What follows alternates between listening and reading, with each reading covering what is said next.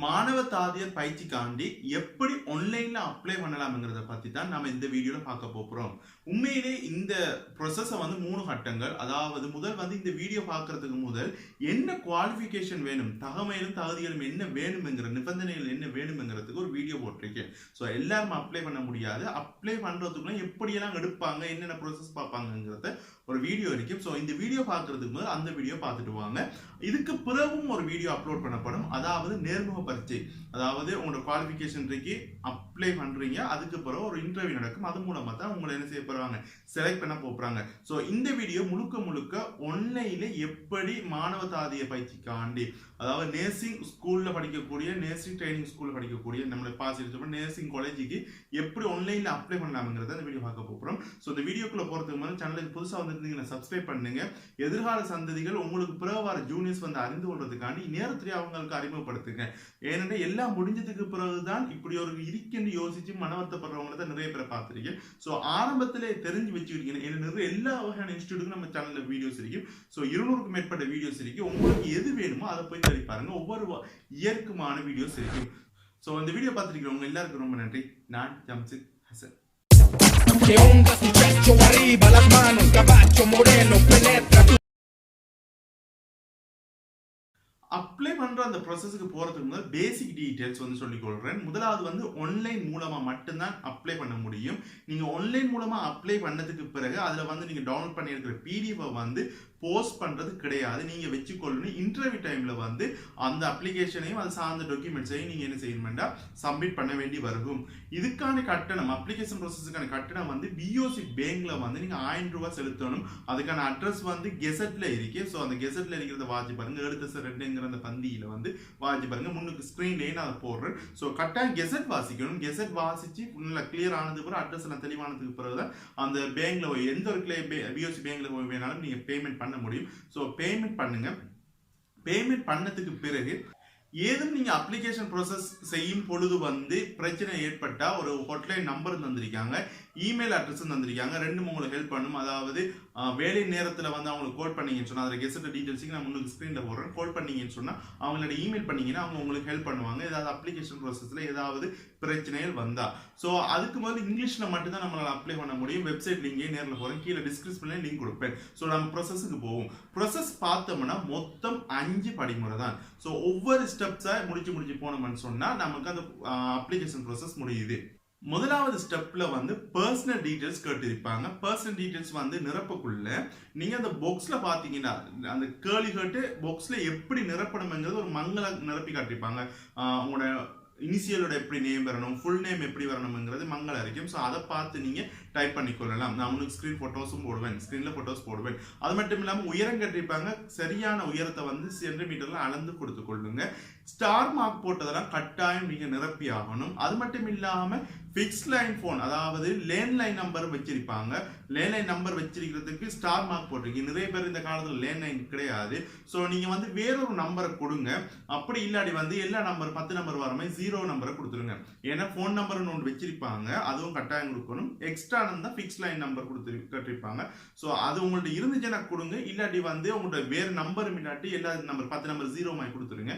ஏன்னா அதை எம்டியா விட முடியாது. கட்டாயம் ஏதாவது ஒரு நம்பர் கொடுத்தாலும் இல்லாட்டி வேற ஒரு ஃபோன் நம்பர் கொடுத்துருங்க.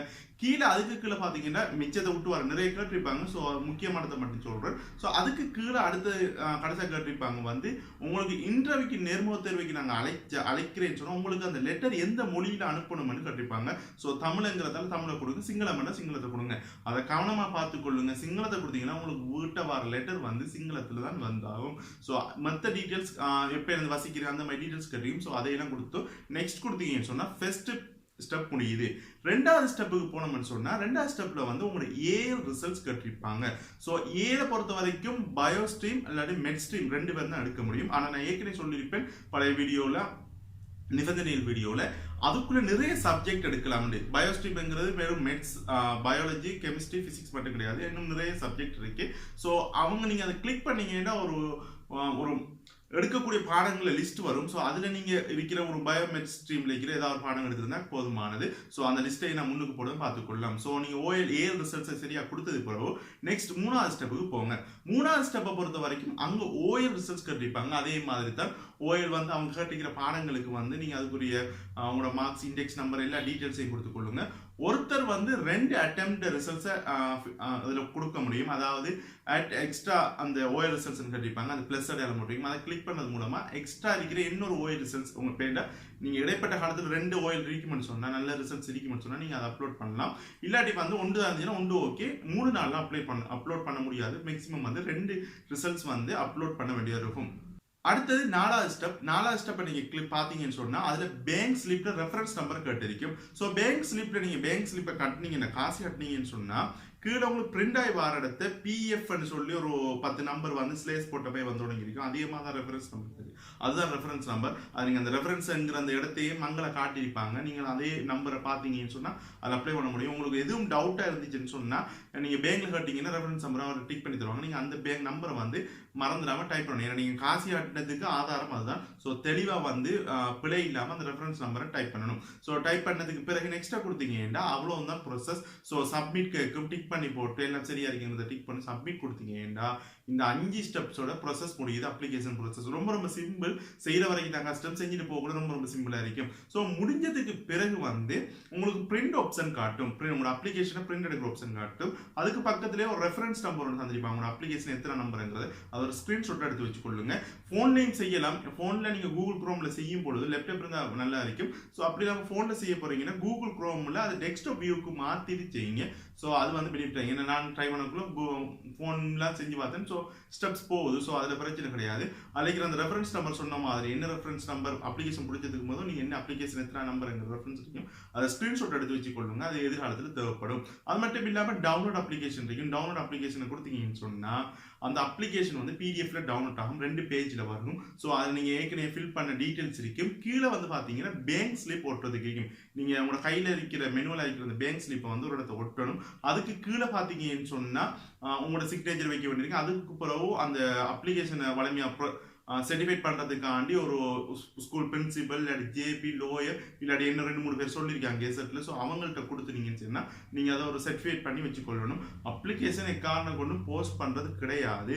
நீங்கள் அப்ளிகேஷன் ஆன்லைனில் போட்டதுக்கு பிறகு அதுலேருந்து தகுதி இருக்கிறவங்களை வந்து அவங்க நேர்முக பரீட்சைக்கு வந்து கால் பண்ணி எடுப்பாங்க.